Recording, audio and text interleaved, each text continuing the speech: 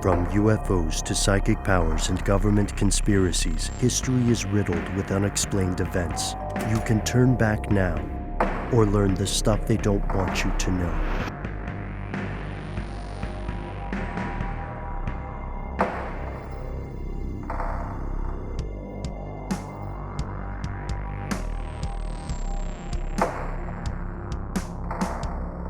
All right, we're back. We're going to quietly transition over to brain injuries, or anomalous health incidents, as the government has been calling them recently.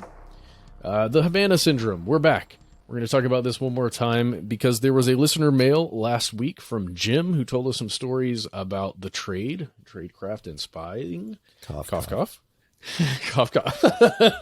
And we mentioned Vienna, Austria, and how it was at one time the place to be a spy if you were engaged in Cold War activities on either side, or for any, player in the middle there, and how it is still today a place where spies go and hang out and try and recruit people in Vienna to spy on somebody else. And it's just a game of tag you're being traced. That's what we'll call it. Tag you're traced. It's a fun game that we're going to start playing. And the CIA and the FBI are both getting heavily involved in Havana syndrome talk, specifically. So the first thing we're going to read comes from the Washington Post. It is titled, CIA Director Warns Russian Spies of Consequences if they're behind Havana syndrome incidents. Really says it on the face there in the headline of what this is about. CIA Director William J. Burns, according to the Washington Post, delivered a confidential warning to Russia's top intelligence services that they will in fact get in trouble if they are the ones who are behind these attacks, incidents, anomalous health things occurring to people in the State Department, both diplomats and spies, and sometimes the same. Well, the reason why this is important is because this thing has been happening since 2016. That's when the Havana syndrome incidents were first reported. They're publicly. Yes, publicly. They're acknowledged at least within our ability, within the news, so that the public could hear about them.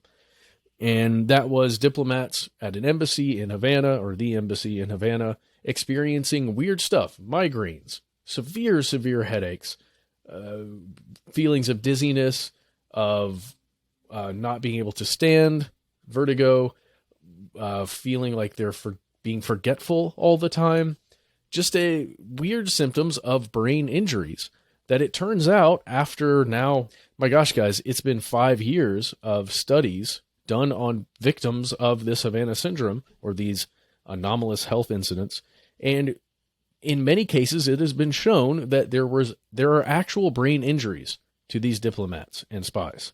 So physical things that you can measure scientifically that show something is going wrong in their brains. So something is definitely happening. There's some kind of attack. It's not psychosomatic. As the FBI originally posited, this was some kind of mass hysteria that was going on. The CIA believed that perhaps there was something going on that wasn't an actual attack, at least in the beginning. And now it has been acknowledged by both the CIA and the FBI that something is definitely happening, and we need to get to the bottom of it. I think we need to do a whole episode on this, guys, as I believe, mentioned not long ago, Ben. Yeah. I actually already snuck that in our secret plans because I was keeping an eye on this as well. When we originally did the story, we had a lot of questions. It's one of those episodes I want to go back to and see how close we got to some of our guesses. But I've got that in there for a re-examination of Havana syndrome, because while there is no official formal consensus in the U.S. intelligence community, as we record this, there are a ton of people accusing the same group of ultimately being responsible. I don't want to say it just yet because this is your story, Matt, but I've been keeping an eye on this for a while, low key. One of the big things that happened that gave lie to the original intelligence ideas of mass hysteria was a University of Pennsylvania study that was published in JAMA in 2019, looked at the brains of 40 diplomats who claimed they had been affected. And that's where they first proved that something happened. Something happened that caused physical trauma to their brains. So they weren't making it up. And people are still divided on how much you can learn from that, because it was a sample size of just 40 people, who would have been affected. But the investigations are ongoing, and frequently, I don't know how much we can trust these accusations, but more and more frequently, the people who are saying it's not psychosomatic or have some kind of accusation are isolating one country above all others. I don't know if we have to say the quiet part out loud. Ooh, maybe people can play at home. Who do you think it is? Do you think it's Bangladesh? Is it Antigua and Barbuda? Is it not Russia? Because the CIA director literally just said, "Hey, Russia, stop." I know. It's definitely Russia. It's definitely Russia. And Russia's doing the old. It's almost like their Alfred E. Newman vibe, where they're like, "What, me?" Alfred E. Newman from Mad Magazine says, "What, me worry?" So just picture Vladimir Putin as that.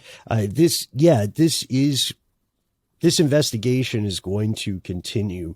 And this makes, I think, also an interesting bookend when we're talking about suppressed or speculative or classified technology.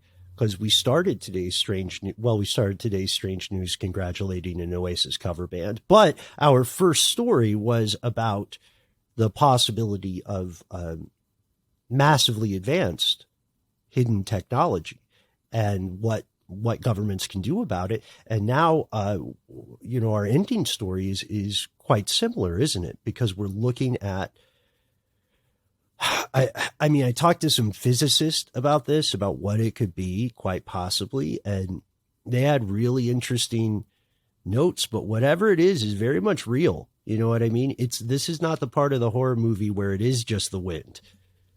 The house is haunted. Yeah. Well, according to people actually looking into it, scientists as well as people in the tradecraft and investigators, they're saying it is a pulsed energy weapon of some sort, a directed pulsed energy weapon. Oh, wow. So to hear that on NBC News, which you can watch right now, numerous videos, if you type in Havana syndrome, you can find experts in public saying it's a directed pulsed energy weapon, and then they attempt to explain what that means, and they fail miserably. It's not their fault. It's just hard to describe, but it's basically a microwave weapon that is being pulsed at a brain. So it superheats your cells, and then they cool off really quickly. Then it superheats them again, and they cool, and then it's like this thing that causes damage because it's all occurring inside your skull.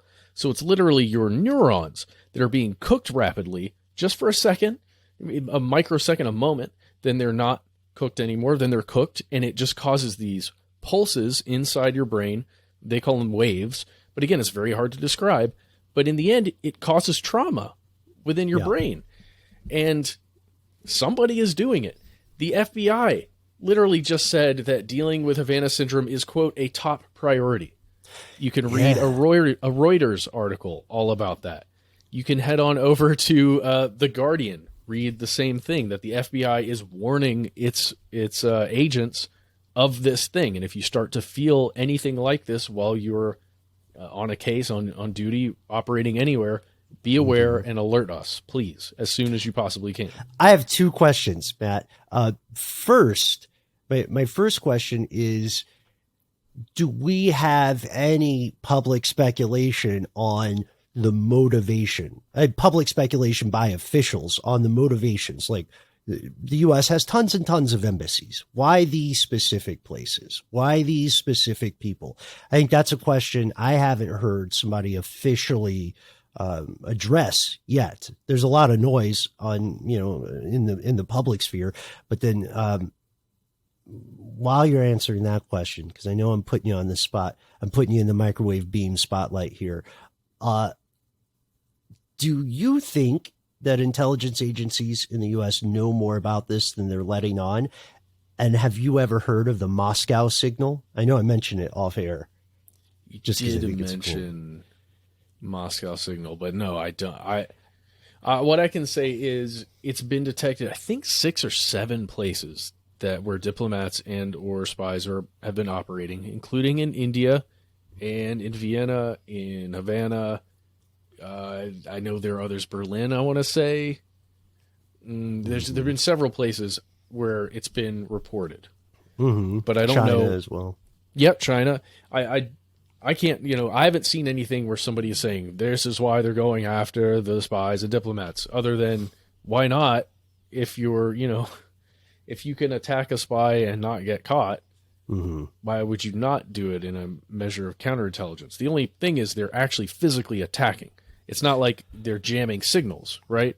Which is like part of the trade. I'm going to prevent you from sending your information out. In this case, it's like causing physical harm to others who are playing the great game along with you. It feels very strange. And here's why so I'll go ahead. I'll say it. Here's why I think Uncle Sam knows more about what's going down with Havana syndrome than they may be publicly signaling. The Moscow signal was a somewhat similar attempt from 1953 to 1976.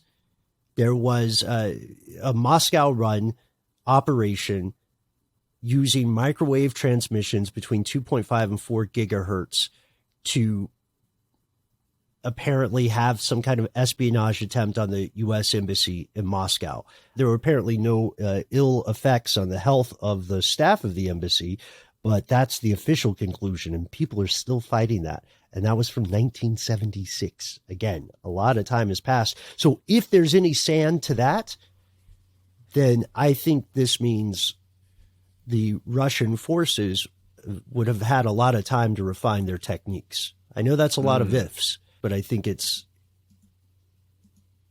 a good place to start digging. You know what I mean? Also, the Moscow Signal, perfect name for a post-rock band. Oh, how is that not a thing? It must be. It has to be. See, we were talking about that earlier off air. Yeah, I agree. Well, so, hey, if you're out there and you want to learn more, we've already given you some articles you can check out. Check out Seized by Some Invisible Hand, What It Feels Like to Have Havana Syndrome. You can find that on NBC News. If you go to YouTube, you can check out Early Victims of Havana Syndrome Speak Out About Ongoing Health Struggles. That's, again, NBC News. Sorry for doing the same thing there. CBS News has one called Former CIA Officer Shares Struggle with Havana Syndrome, in which you will hear from Dr. David Relman, who's the chairman of the National Academies of Sciences Committee, who is looking at this. He's the one who's talking about directed energy weapons and how your brain gets microwaved. So we're going to continue going down this rabbit hole and come back with more information, the best information we can find, and look forward to covering this more in the future. It's a scary thing. It's real. It's out there. Stay safe if you're in the State Department in any way, shape, or form right now. Right on. Yeah, well said. And keep in mind, this kind of stuff can affect people who are just in the building. You know what I mean? It's not sci-fi enough to target people based on their job. It's targeting people based on their location. So it was happening to people in their homes, in their suburban homes near where they worked. Exactly. Yeah. So there is more to the story, and there definitely is. In all 3 stories we explored today, there's definitely stuff they don't want you to know in each of them. QAnon will continue to radicalize, right? The Havana syndrome will continue to remain enigmatic unless there is serious public investigation. And the Pentagon apparently thinks that someone has some stuff they don't want Uncle Sam to know. Strange bedfellows. Desperate times make strange bedfellows of us all. We want to hear your strange news. If you were trapped with no Oasis over at that inn, we want to hear your story. We want to hear your adventures in that regard, and would love to hear people's thoughts about Havana syndrome. Would love to hear people's thoughts. Like if you have someone that you felt was going too far down any rabbit hole whether that was something like QAnon or something, a little more of a deep cut before the age of social media. We'd love to hear those stories too. We always put this out occasionally, every so often, just a reminder. If you have proof of extraterrestrials or aliens, go ahead and send it to us. We are all eyes, all ears, literally. Just put on human skin for the video parts of this show. Oh. All right. You guys so if your wear name your is skin all the time?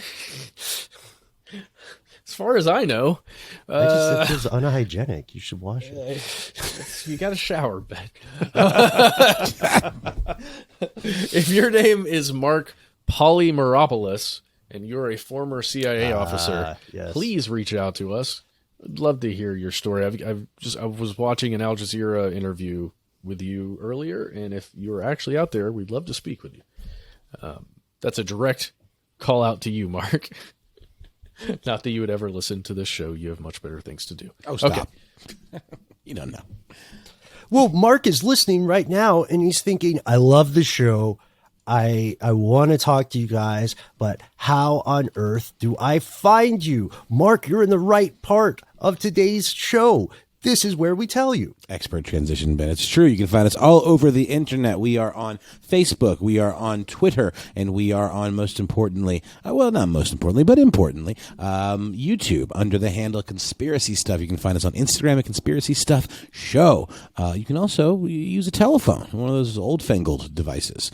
Give us a phone call. Yes, our number is 1-833-STDWYTK. When you call in, give yourself a cool nickname. Let us know if we can use your message on the air. Your message can be 3 minutes. That is the maximum length due to the phone system that we use. The maximum length.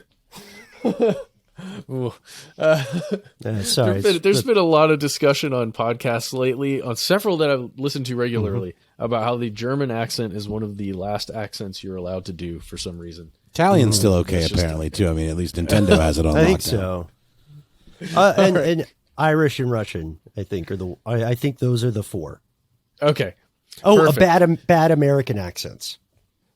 Very Which good. I propose is a separate category. Sort of like, platypus is technically Yeah, that's a right. mammal, You can but give it's us a very telephone different. call at 1-833-STDWYTK. That's sort of a bad American accent. That's the best I could do. That's perfect. Okay. It's perfect. 3 minutes, you got it. You know what to do. If that 3 minutes is not enough time for you to give us your whole message, please instead send us a good old-fashioned email. We are Conspiracy@iHeartRadio.com.